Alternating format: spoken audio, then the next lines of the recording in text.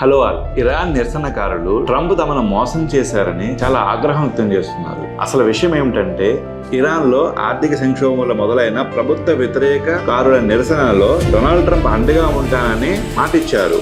Iranian patriots keep protesting, take over your institutions if possible, and save the name of the killers and the abusers that are abusing you. You're being very badly abused. I say save their names because they'll pay a very big price. And I've canceled all meetings with the Iranian officials until the senseless killing of protesters stops. తీరా చూస్తే అక్కడ ప్రభుత్వం దగ్గరగా 15,000 మందిపై shooting orders జారీ చేసింది. దగ్గర 15,000 మంది చనిపోయారు. ఇది చాలా బాధాకరం. సో ఇప్పుడు ఇరాన్ అందరూ ఏమంటున్నారంటే, డొనాల్డ్ ట్రంప్ తమని రాజకీయ అవసరాల కోసం వాడుకున్నారని, లాస్ట్ మినిట్ లో ప్లేట్ ఫిరాయించారని, ఆయన సైనిక సిబ్బందిని పంపలేదని, రాజకీయ లబ్ధి కోసమే డొనాల్డ్ ట్రంప్ ఈ పని చేశారని చెప్పేసి వాళ్ళందరూ బాధపడుతున్నారు. ట్రంప్ సోషల్ మీడియాలో పోస్టులు చూసే తాము రోడ్డు మీదకి వచ్చామని, తీరా ఆయన ప్లేట్ ఫిరాయించే పాటికి మా ప్రాణాలు వదులుకోవాల్సి వచ్చిందని చెప్పేసి ఇరాన్ ప్రజలు బాధపడుతున్నారు.